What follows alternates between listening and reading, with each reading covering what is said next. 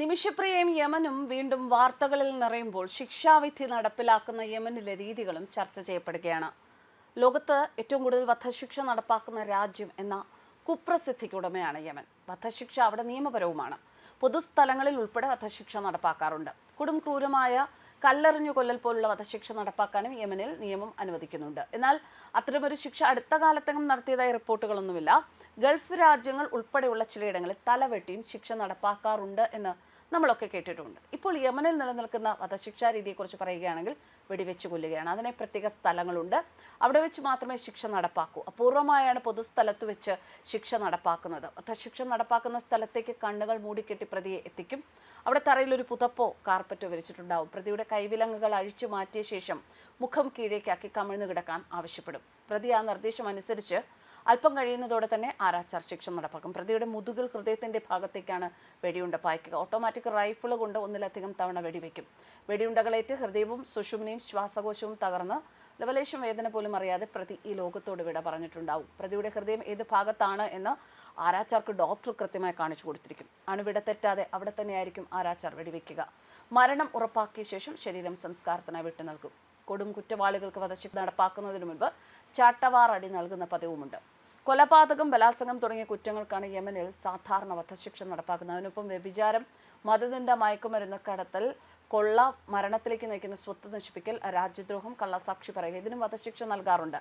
രാജ്യദ്രോഹം, മതനിന്ദ, മയക്കുമരുന്ന് കടത്ത്, ചാരവൃത്തി എന്നിവ കൊടും കുറ്റകൃത്യങ്ങളുടെ പട്ടികയിൽ ഉള്ളതാണ്. അത്തരം കേസുകളിൽ പിടിയിലാകുന്നവർക്കാണ് വധശിക്ഷയ്ക്ക് മുമ്പ് ചാട്ടവാർ അടി നൽകുന്നത്. അത് പരസ്യമായിട്ടായിരിക്കും മിക്കപ്പോഴും ചെയ്യുന്നത്. ശിക്ഷയുടെ കാഠിന്യം കണ്ടറിഞ്ഞ് മറ്റുള്ളവർ അത്തരം തെറ്റ് ആവർത്തിക്കാതിരിക്കാനാണ് ഇങ്ങനെ ചെയ്യുന്നത്.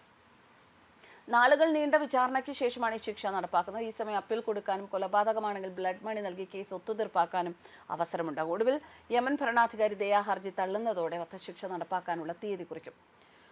ലോകത്തിന്റെ നാനാഭാഗങ്ങളിലേക്ക് ജോലി ആവശ്യാർത്ഥം ചിക്കറിയ 10,000-കണക്കിന് മലയാളി നഴ്സുമാരിൽ ഒരാളായിരുന്നു നിമിഷപ്രിയ. പാലക്കാട് കൊല്ലങ്കോടുകാരി. ഭർത്താവ് ടോമി തോമസിനും മകൾക്കുമൊപ്പം യമനിൽ കഴിയുകയായിരുന്നു. എന്നാൽ ടോമി മകളെയും കൂട്ടി 2014 നാട്ടിലേക്ക് മടങ്ങുന്നു. നിമിഷപ്രിയ അവിടെ തുടരുന്നു. യമൻ പൗരനായ തലാൽ അബ്ദു മെഹദിയുമായി ചേർന്ന് ഒരു ക്ലിനിക്ക് ആരംഭിച്ചു. 2017 തലാൽ അബ്ദു മെഹദിയെ നിമിഷപ്രിയ സുഹൃത്ത് ഹനാനൊപ്പം ചേർന്ന് അനസ്തേഷ്യ നൽകിയ ശേഷം കൊലപ്പെടുത്തിയെന്നാണ് കേസ്. തുടർന്ന് മൃതദേഹം കഷ്ണങ്ങളാക്കി വാട്ടർ ടാങ്കിൽ ഒളിപ്പിക്കുകയായിരുന്നു. ദുർഗന്ധം വമിച്ചതോടെ സമീപങ്ങളിൽ ഉള്ളവർ പോലീസിനെ വിവരം അറിയിച്ചു. ഇതോടെയാണ് കൊലപാതകം പുറത്തറിഞ്ഞത്. ഇതിനിടെ നിമിഷപ്രിയ 200 കിലോമീറ്റർ അകലെ മറ്റൊരു ആശുപത്രിയിൽ ജോലിയിൽ പ്രവേശിച്ചിരുന്നു. തലാലിനെ കാണാനില്ല എന്ന ബന്ധുക്കളുടെ പരാതിയിൽ കേസെടുത്ത പോലീസ് മാധ്യമങ്ങളിലൂടെ നിമിഷപ്രിയയുടെ ഫോട്ടോ പുറത്തുവിട്ടിരുന്നു. ഇതോടെ ആശുപത്രി അധികൃതർ തിരിച്ചറിഞ്ഞ് പോലീസിനെ വിവരം അറിയിച്ചു. അങ്ങനെ 2017 ഓഗസ്റ്റിൽ നിമിഷപ്രിയയും സുഹൃത്ത് ഹനാനും അറസ്റ്റിലായി. തുടർന്ന് വിചാരണ നടത്തി നിമിഷപ്രിയ വധശിക്ഷയ്ക്കും ഹനാനെ ജീവപര്യന്തത്തിനും വിധിക്കുകയായിരുന്നു. എന്നാൽ നിമിഷപ്രിയ തലാലിന്റെ ഭാര്യയാണ് എന്ന തരത്തിൽ രേഖകളുണ്ട്. എന്നാൽ ഇത് ക്ലിനിക്കിന് ലൈസൻസ് എടുക്കാൻ ഉണ്ടാക്കിയ താൽക്കാലിക രേഖ മാത്രമാണെന്നാണ് നിമിഷപ്രിയ പറയുന്നത്.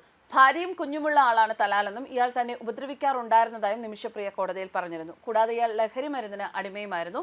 ഇയാൾക്കും കൂട്ടുകാർക്കും വഴങ്ങാൻ നിർബന്ധിക്കാറുണ്ടായിരുന്നതായും നിമിഷപ്രിയ കോടതിയിൽ വാദിച്ചിരുന്നു. നേരത്തെ ഇയാൾക്കെതിരെ നൽകിയ പരാതിയിൽ തലാൽ ജയിലിലായിരുന്നു. പുറത്തിറങ്ങിയ ശേഷം ഇയാൾ കൂടുതൽ അപകടകാരിയായി. അങ്ങനെ ഒരു ദിവസം അനസ്തേഷ്യ നൽകി മയക്കുകയായിരുന്നു. ഉണരുന്നില്ല എന്ന് കണ്ടതോടെ സഹപ്രവർത്തകയായ ഹനാനുമായി ചേർന്ന് കൊലപ്പെടുത്തി. മൃതദേഹം മുറിച്ച് ടാങ്കിൽ നിക്ഷേപിച്ചു എന്നാണ് നിമിഷ കോടതിയിൽ പറഞ്ഞത്. എന്തൊക്കെയായാലും ഇതായിരുന്നു യഥാർത്ഥ സംഭവമായി പുറത്തു വന്ന റിപ്പോർട്ടുകളിൽ പറയുന്നത്. എന്തായാലും ഇപ്പോൾ നിമിഷപ്രിയയുടെ വധശിക്ഷ ശരിവെച്ച് അതിൻ്റെ ചർച്ചകൾ നടക്കുന്ന ഈ ഒരു അവസരത്തിൽ യമനിലെ വധശിക്ഷ രീതികളെക്കുറിച്ച് പുറത്തറിയുമ്പോൾ ശരിക്കും പറഞ്ഞാൽ മലയാളികളായ എല്ലാവർക്കും, ഇന്ത്യക്കാരായവർക്ക് ഒക്കെ ഒരു വേദന തോന്നുകയാണ്. നിമിഷപ്രിയയുടെ മകൾ 2 വയസ്സുള്ളപ്പോഴാണ് നിമിഷപ്രിയ മകളെ അവസാനമായി കാണുന്നത്. മകൾ കാത്തിരിക്കുകയാണ്, അമ്മ മടങ്ങി വരും എന്ന പ്രാർത്ഥനയിൽ. ഒരമ്മ മകൾക്ക് വേണ്ടിയും ഒരു മകൾ അമ്മയ്ക്കു വേണ്ടിയും കാത്തിരിക്കുന്ന ഒരു അപൂർവം കേസ് തന്നെയാണ് നിമിഷപ്രിയയുടെ കേസ്. ന്യൂസ് ഡെസ്ക് കർമ്മ ന്യൂസ്.